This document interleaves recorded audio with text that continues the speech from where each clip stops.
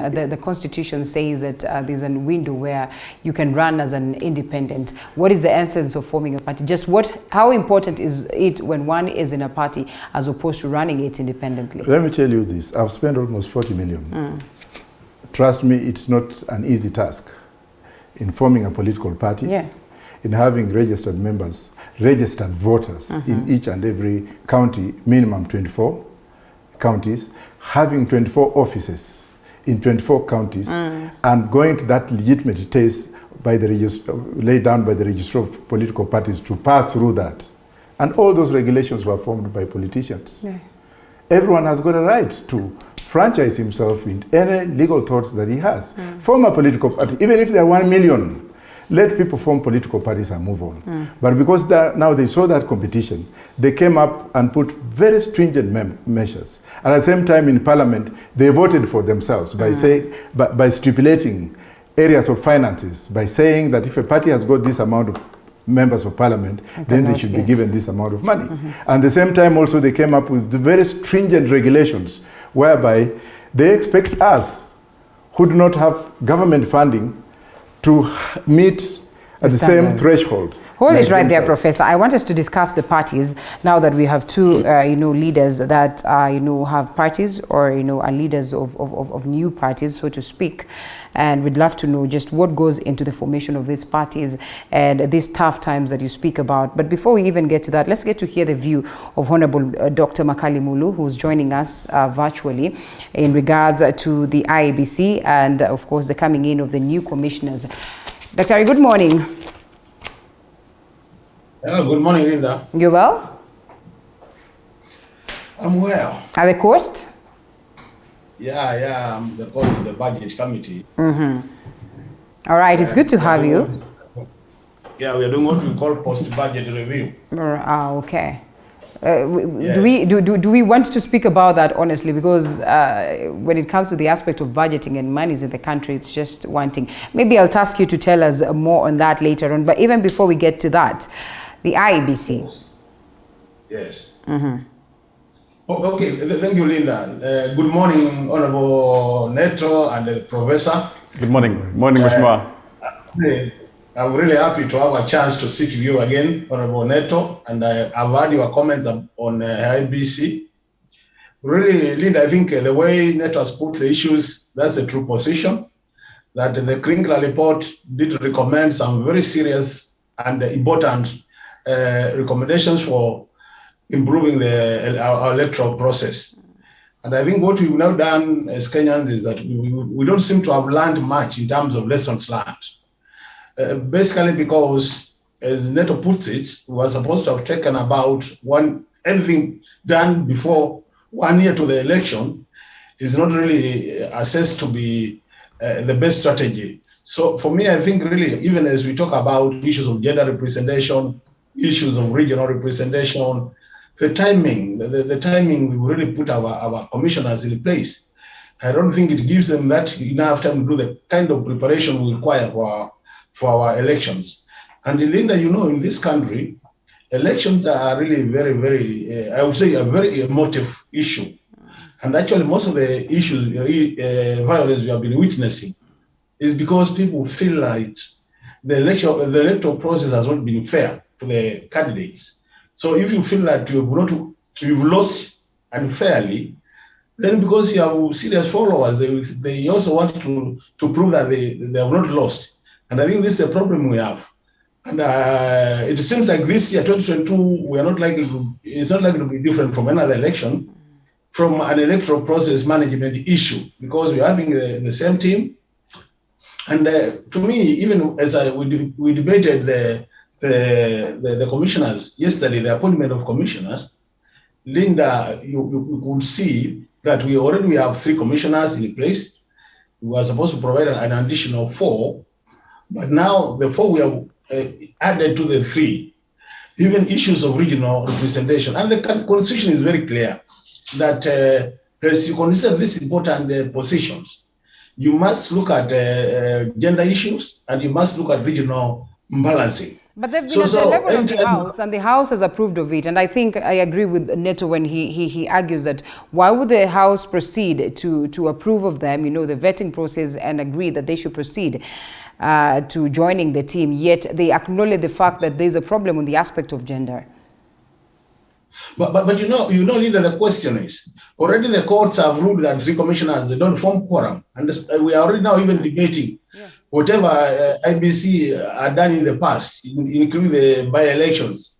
Are they really in line with the law, or are they supposed to be then kind of, we say that they don't make sense and start afresh?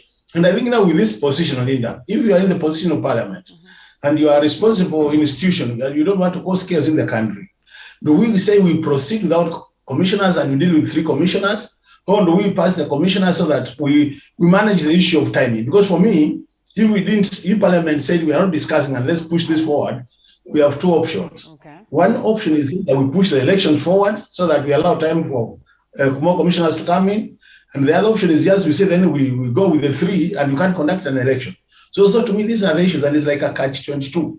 And at the end of the day, the Parliament, being a responsible house, has to make a decision. So what we should be asking ourselves is, what delayed the process? If you remember the time these other commissioners resigned, and I think Kenya, we seem to have a problem in terms of doing things right and preparing ourselves for the next level.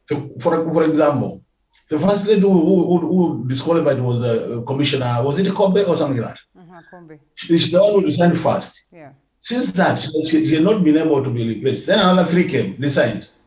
And we have just been dilly-dallying with the process. Now the last year of the election is when all of us are now in emergency gear. And definitely what will happen is, if we don't manage the elections well, Linda, we'll still go back to our past history. And I don't think it's good history. On matters of political party and the issue of what Prof was saying, Linda, when you look at the Constitution, and Honorable Neto is a lawyer, it says Kenya is a multi-party democracy, which means we can't run away from political parties. But the question is, are our political parties formed on the basis of ideology, principles, and policies?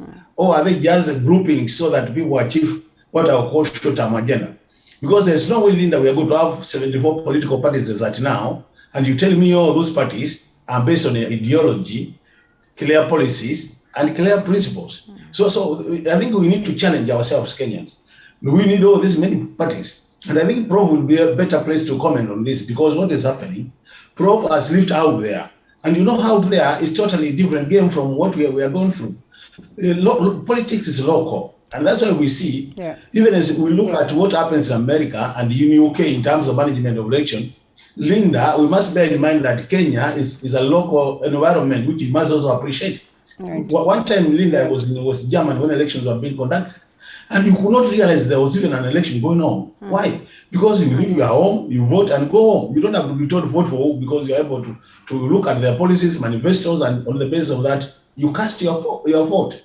But this is a situation where, even before you vote, as Prof is saying, you must look at the party leader, you must look at where your people are. And I can tell you, Linda, in politics, if you don't follow where your people are and provide leadership from where they are, you say you provide leadership and you go the other side, you'll never be in parliament. Well, interesting. In politics, sometimes no matter how our systems are, how good they are, we'll always have dissenting voices. We always have 50 going this way and 50 going that way. The other day I met a German man who really was crying foul and saying that, what, their country is headed to the woods. He is not at all subscribing to the ideologies of Merkel, and, argues that there are very many things that she's not done right. That aside, before we even get into the aspect of formation of political parties and how they come in, whether it's based on ideologies and whether they meet the standards as expected, Neto, there is that acknowledgement in unison that then we are headed to the woods. Which is the lesser evil in this case? As Honorable Makali Mulu would say, Parliament in its own wisdom, looking at the timelines and, the needs at hand, it's only fair that they proceed to, just declare these commissioners, of course, well, of course, and proceed that to have them to levels where we can have them join the commission. But on the other hand, there's the bigger picture. Once we get to an election, definitely this will be recipe for disaster, recipe for the litigants to come and say, you know what, you can see they pushed this process, in a very last minute rush and aspect and all that. So which is the lesser evil in this case? If we're told we have to balance and ensure that the public interests are looked into. Thank you very much, Linda. First, before I respond to your question, let me say a very good thank you to Professor Wajackoyah for the support and the belief that the Kenyan diaspora had in my person. And, but you decided to go to Ndiwa instead of according them. He used very kind words. I mean, in politics, there is time for everything. There's progression. The mistake most politicians make is always overreaching. When you overreach, if you read Jim Collins says how the mighty fall. Part of overreaching is how to cascade and how to go down. So really, thank you very much, the Kenyan diaspora. And like we've always said, and we've always kept the friendship, and we will always try to advocate for all those things, the aspirations of the Kenyan constitution with regard to the Kenyan diaspora, and to making sure that Kenya has a forward-looking diaspora policy where, the members of the Kenyans who live in diaspora are integrated in terms of helping us develop our country. So it is something that we work on jointly, Professor, with the other Kenyans living in diaspora as well.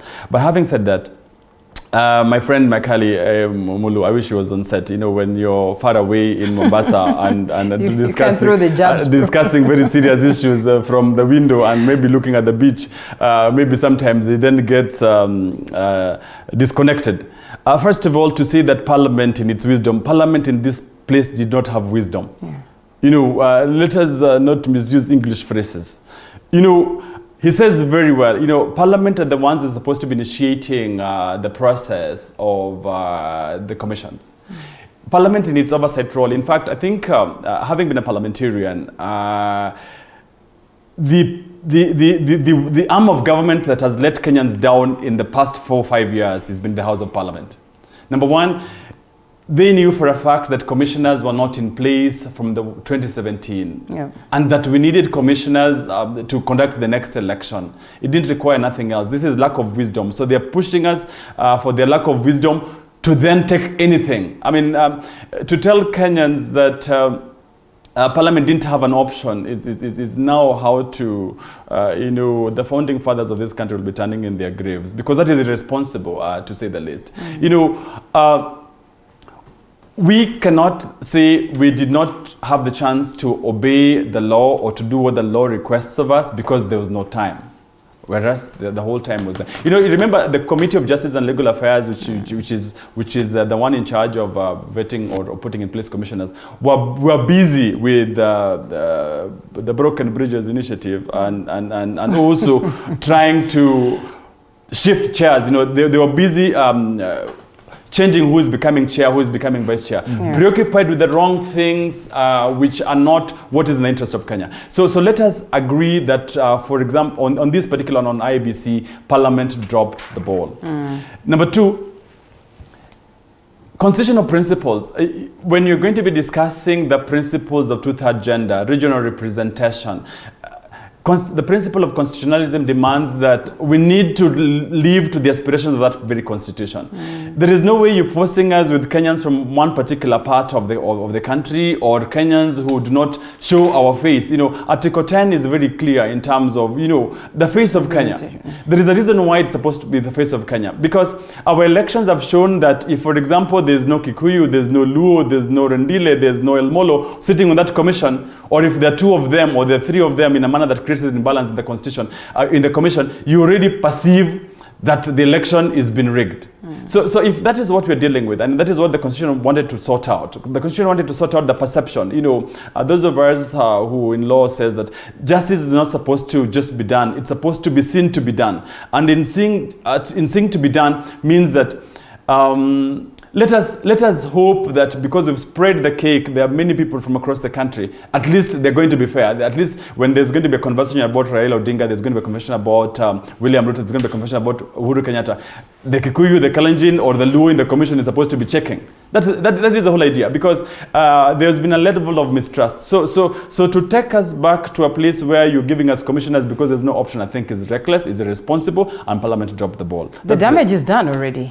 It's not yet done. What it puts us is it puts Kenya in a very precarious position. Because one, and thanks to the judiciary, which has been very good. I mean, the courts have been the only reasonable arm of government that we had. They will just throw these people out. I do not know. I mean, God forbid that they actually throw or reject the choice of commissioners. If that happens, then Kenya will be in a spin, because then you have two problems. One, there's been the High Court decision which has been upheld by the Court of Appeal that IBC is not properly constituted. And then number two, and maybe someone is just throwing us into a spin. These parliamentarians have been toying around with the idea of extending the date of the elections, and they know very well the aspirations of Article 102, which only says Kenya can only postpone an election if Kenya is at war. Maybe they're just throwing us into a spin so that at least they have this sort of thing. But I really think Kenyans will not allow them, and I really think that it is not fair for Parliament, it is not fair for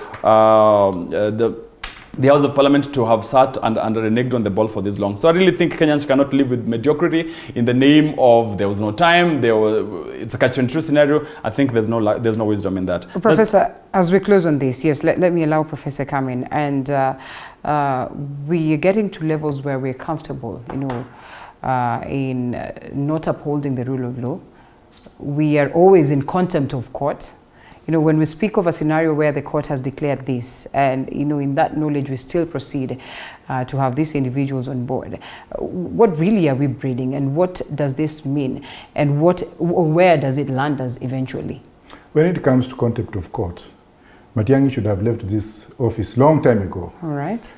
Because of the Miguna issue. It has made us a laughing stock in the world, where cabinet secretary of that magnitude can have a big head to do things from his head without knowing that Kenyans are bigger than him, can come in and refuse to adhere to the court rulings, can come in and refuse to honor the court summons, can come in and make a family of one man to suffer completely, being locked out of the aircraft because he's not a Kenyan. Matiang'i will be held responsible for Miguna's issue. Let me be honest with you, Honorable Neto and Honorable Makali, that none of these parliamentarians have come up to look out and say that Kenya's image is being frowned on by a few individuals who come out and do, and probably that's what informs you of how the courts have come up through epistolary mental to adhere to the constitution and keep Kenyans abreast that the sovereign of this nation is superior. So issues of refusing to honor court summons, somebody somewhere will be responsible. Thank you. All right. I wonder until for us to be able to get this person, well, as they would say, the president himself has been in contempt of court, and it looks like we are celebrating the same. Makali Mulu, close it for us on that one. And hugely, Parliament has been faulted in this case. Honorable Makali Mulu. Eileen, I'm struggling to hear you. I don't know what is happening with the sound. All right.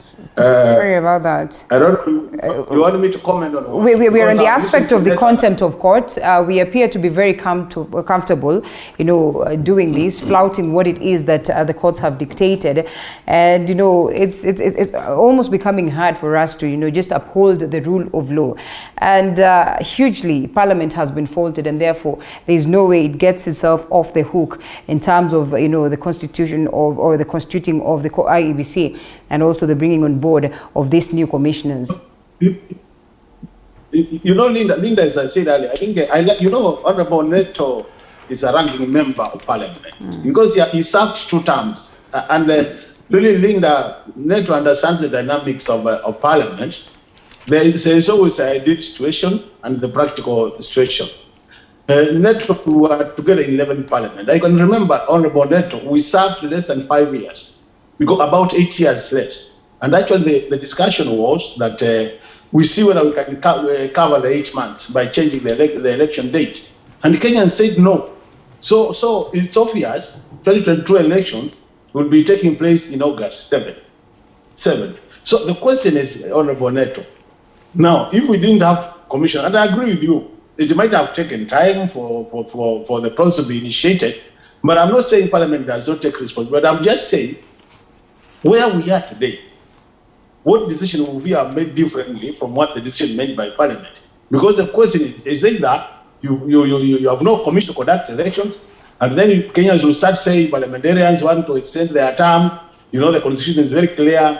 So while I really agree with what you say, I think reality suggests otherwise. Otherwise, you say we would drop the ball. I think we don't drop the ball because if we drop the ball really, then we'll have no elections. And to me, Linda, I think the issue is, Prof has been out there for, he says 30 years.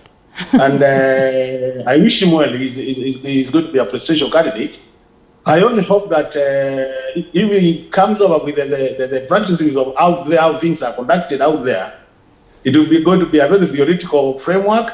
And at the end of the day, I don't think votes will come his way. It might be very difficult. So he has to come down and look at the local situation, analyze the local situation properly, and as a result of that analysis, come up with a strategy which will really connect to the Kenyans. Otherwise, you come to Kenya from diaspora there, you bring those ideas of, we've seen many people come from there, and when they come here, politically they have no impact, because you must connect to the ground, you must get the reality, but it's just...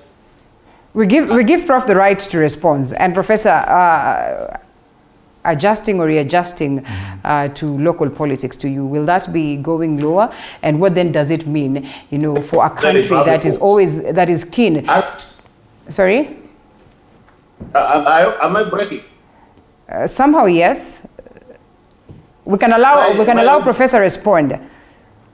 Dr. Makali, thank you very much, my brother. Maybe, but I wanted just to comment. I want to comment on the court issue because you asked me. All right. What I was saying is, Linda, is that the judiciary is a formation which was approved by Kenyans.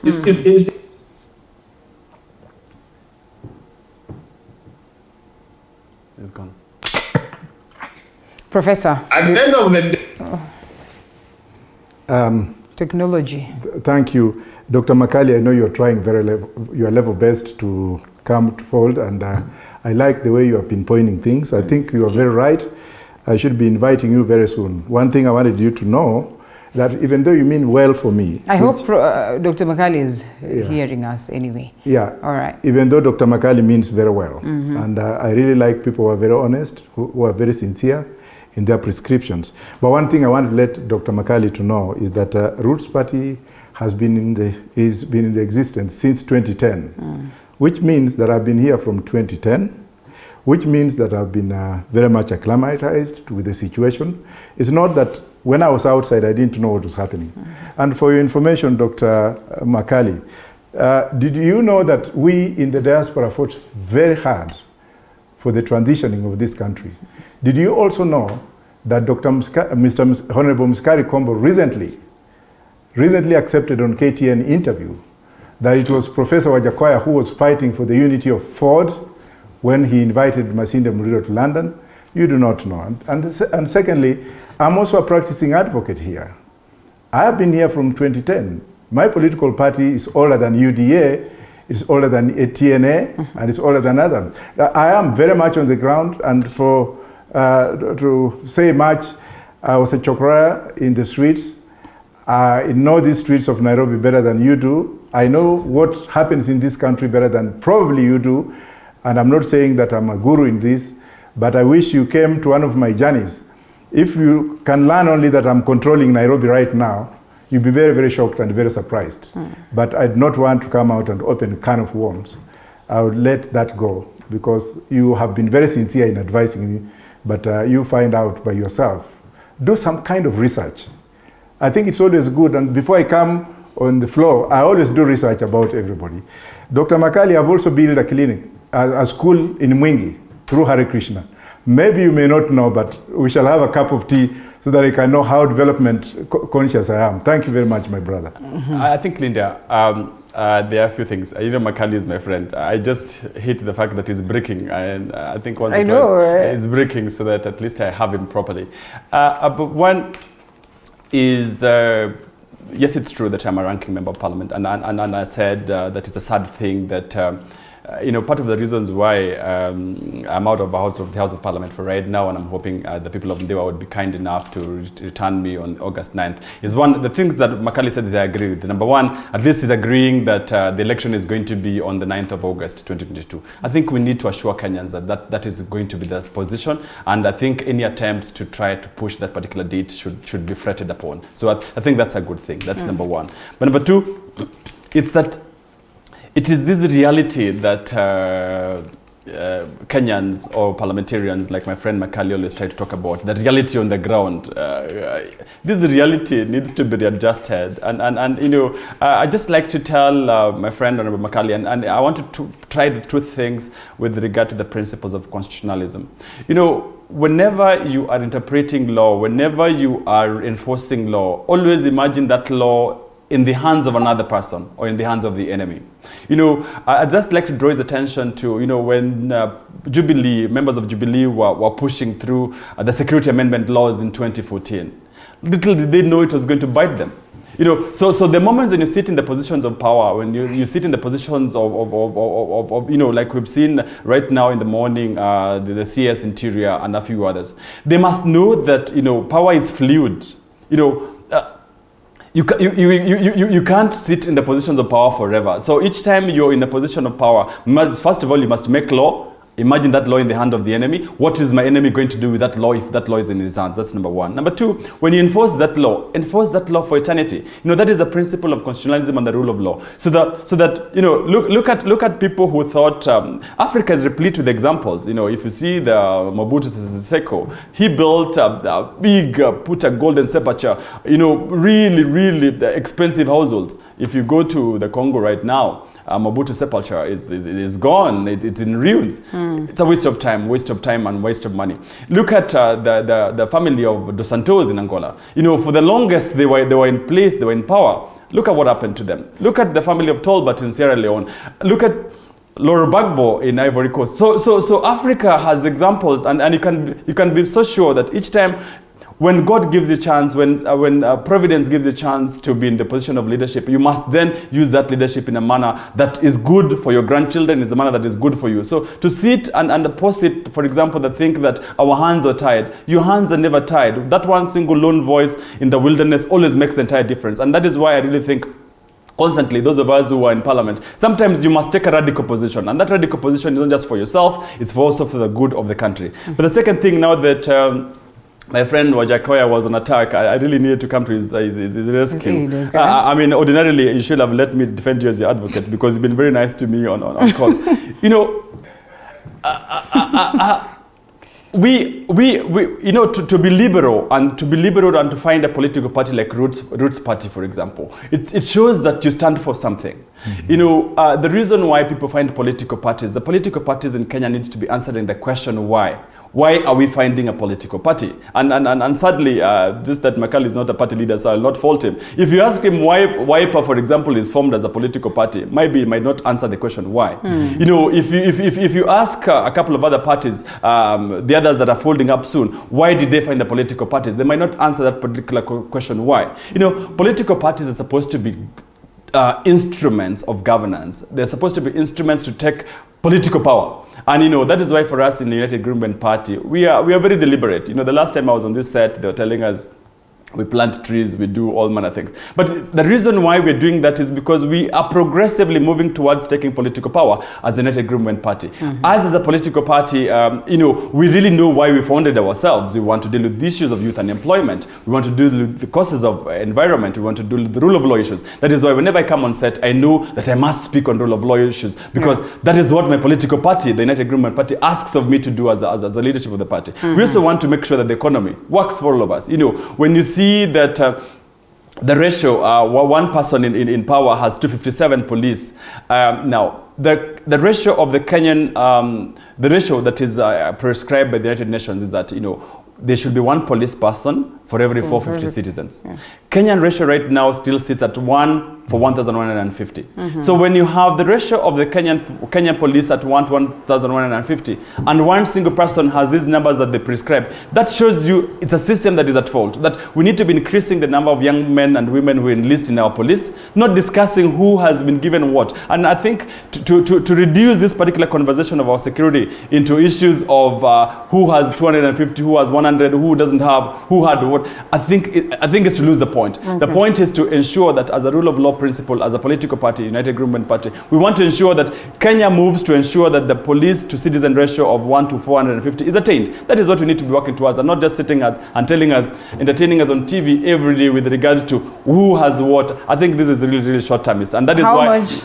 All right, sorry for cutting you short. How much of an entertainment was this? So we get to that, but briefly, just to update you on what is happening, President Uhuru Kenyatta has officially appointed the IEBC, the 4 IEBC commissioners, that is Francis Wanderi, Justice Abonyo, Juliana Cherera, and Irene Cherop, after they were officially approved by a parliament, coming in to take up the positions of Roslina Kombe, Margaret Monchana, Paul Kurgat, and Connie Maina upon the exit, or when they decided to resign, and therefore this is done and dusted, sealed somehow, unless it's challenged successfully in court. We can only wait to see what plays out, and they officially take up this particular position, making adjustments to make sure that they're able to gel in with the rest of the commissioners that are therein, and importantly prepare for the general elections and many other likely processes that are supposed to be conducted or overseen by the IEBC. And here we are, this particular story of matter security in the country, and I'm also told that vaccines are hit into the country. Vaccines from what country? From Canada, yes, from Canada, AstraZeneca from Canada. So we're getting more, 320,000 vaccines, and therefore the clarion call goes on. It is important that you get the jab if you're able to get the jab, just as you can see from the Jomo Kenyatta International Airport right there. We'll be having our reporter compiling this particular report and to give us updates or more updates on the same. But as it is, the country continues to receive vaccines. We all understand that it's been hard for most of the African countries, first of all, to get the jobs for their citizens, and therefore we have done so well as a nation, and more continues to come in. But what's important is that we also take up the advantage to make sure that we get the vaccines the moment we're able to access them. That aside, we come to this conversation that you have just raised, Honorable Neto, in regards to the security detail of Deputy President William Ruto. Honorable Makali Mulu, this is getting messy and noisy, as Wetangula would put it. In terms of security? Yes, of the DP.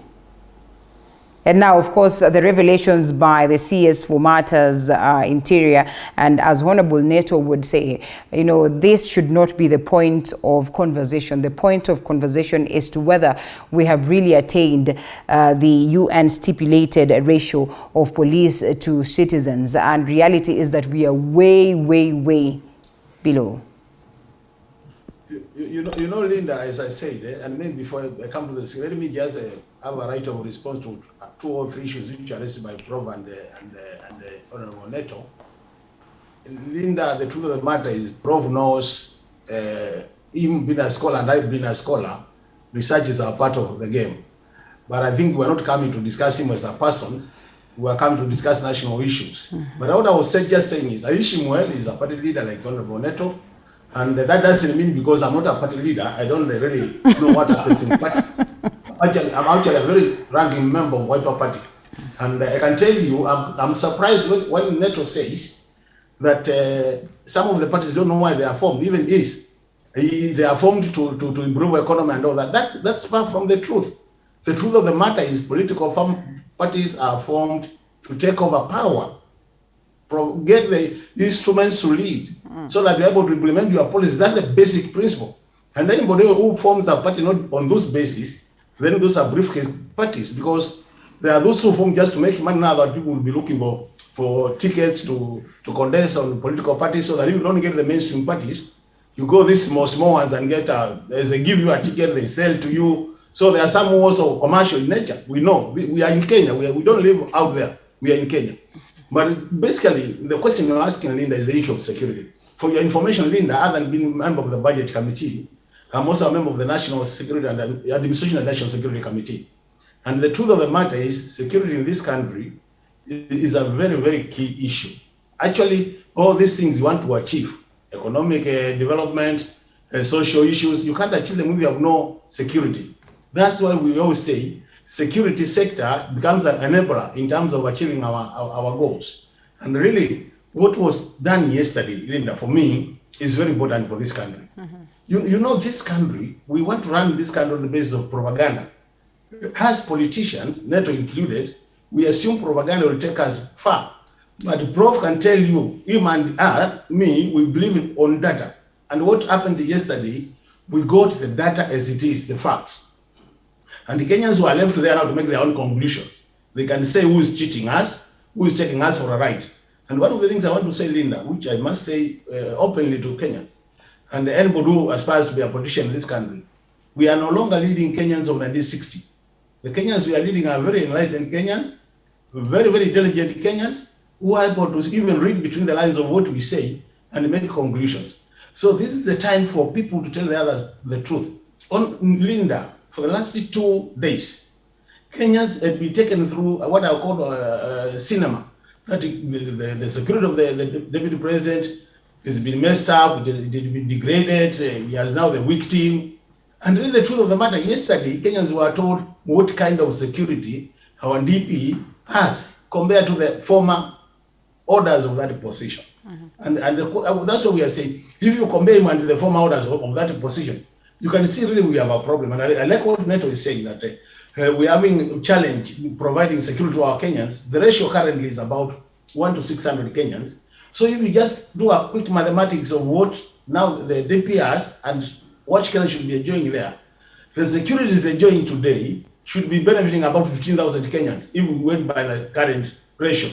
But he's only enjoying that alone. So to me, I think really these are the issues we discuss as Kenyans.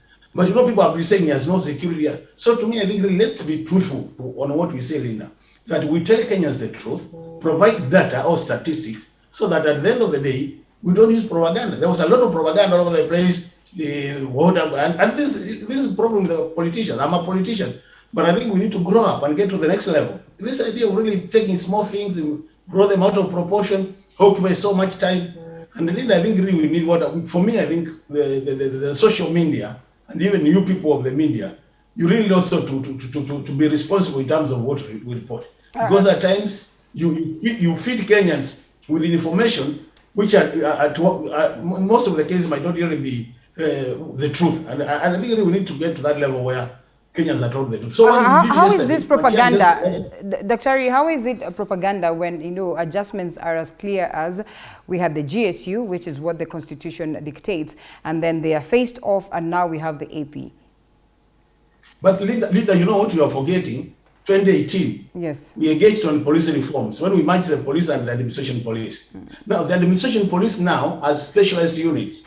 What we call the border patrol. They have the anti-stock team. They have the ones who take care of government installation and so on. And these are highly trained people. Now they no longer get the general training. They get the general training and get very specialized training so that you attend to those issues of border patrol, issues of anti-stock issues, and issues of protection of VIPs and government installations. So we are no longer talking about the AP of 70s, the AP of 80s.